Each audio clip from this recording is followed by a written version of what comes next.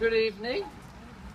From where I live and where I breathe, it is easy that I see a lot and plenty of hate speech coming from certain religious sectors in this country. Let's start over. As I'm getting ready for work on Sunday morning, I heard on the BBC, mind you, that 20 people were murdered at a nightclub in downtown Orlando, FLA. I'm thinking, I wondered. But I had to go off to work. And sure enough, by the time I got home from work, most of the grisly details had unfolded. The place was called The Pulse. A sanctuary, mind you. Now for the gay and transgender community, we know what a neighborhood bar can be. It can be a sanctuary as much as a religious a church or a mosque or a synagogue can be. Okay, state of the script. A sanctuary for the LGBT community. It was Latinx night. A night, and what were they doing there that night? Those 49 people and the rest of the people that were there. What would we be doing? We would be talking and laughing and joking and flirting and drinking and eating and dancing and moaning about the day and planning about a better day tomorrow. They were being normal human beings. They were celebrating being LGBTQ and Latino at the same time. And by the time the night was over, 49 were shot dead by an American citizen in the middle of Pride Month. On Monday, I posted a tweet by someone else that had gone viral, and most of you may have seen it. It says, straight people worry about sharing a bathroom. Queer people worry about being shot. A very dear friend of mine got upset saying it was unfair and that it didn't describe her. Well, she's absolutely correct. It did not describe her. The broad brushstroke didn't touch her, nor was it about her. But I'm the one grieving. Me, up here in Reading, Pennsylvania. This massacre comes on the heels of the bathroom issue in North Carolina. And the whole Target issue. Can I go to the bathroom in Target, for crying out loud? And I didn't, and you know what? I didn't sign up for this. I am not the poster girl for someone else's ignorance. I didn't sign up to be the target of on the lethal end of an AK-47. And yet here we are, because we're not going anywhere, I'm not going anywhere. But here we are, and I'm grieving as you are grieving. I am feeling the stages of grief.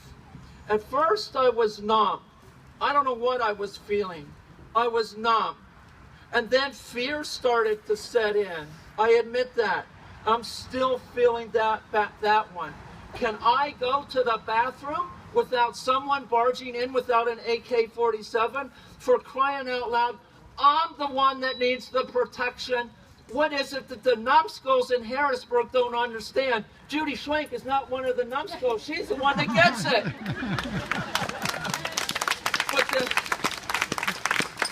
What is their problem? Fear leads to anger. And you know what? That's another stage in the grief process. And you know what anger does? A good, healthy dose of anger is like a bag of chocolates and a pot of coffee before 9 o'clock in the morning. It clears out the cobwebs in whatever room of complacency you might think that you are in. And we find ourselves, and it motivates us to seek justice.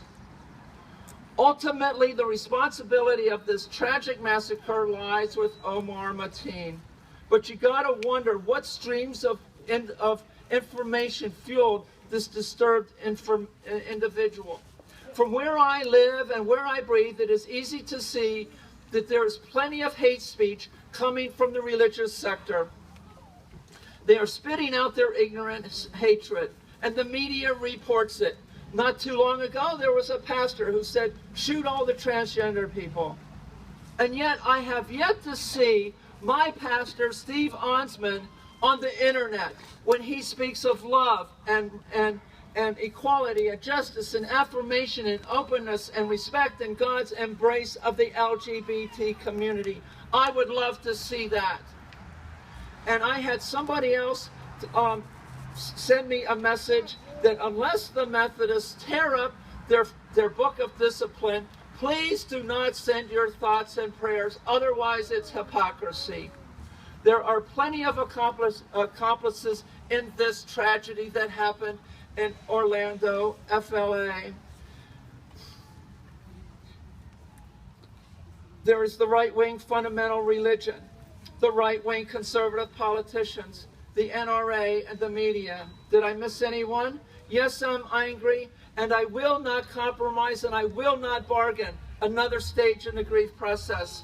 I will write my letters and make my phone calls to my legislators. And that's what we need to do. You know what they're hearing in Harrisburg? They're hearing fear and hatred against us. Each one of us needs to write a letter every single day until the Non-Discrimination Fairness Act is passed.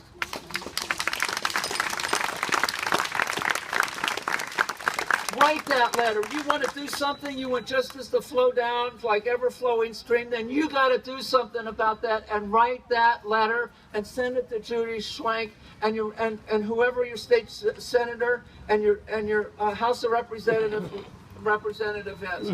So send those letters. Let them know how you feel. Put your anger into action. There is a non-discrimination bill. We have a governor that wants to sign it. Let's send him one. I love this place. I love this life. I love the colors of the season. Have you noticed this tree over here, the way the limbs are? It's absolutely fantastic. It is gorgeous. It is a work of art by our Creator, as are each of us, as are each of the 49 brave and heroic people of Orlando. We will grieve and we will cry for them, for their families, for their mothers, their brothers, their fathers and their sisters, for ourselves. We will heal, but we cannot and we will not forget, nor will we remain silent anymore. I would hope this event motivates us to a righteous indignation rage against the hate machine, so that we may live in peace and joy and harmony and love. So I gotta tell you, I didn't sign up for this, but I've never been more proud than I am right now to know you and be part of this wonderful and beautiful LGBTQ community that I am right now. I love you, God loves you and embraces you. Peace, shalom, namaste, and salam.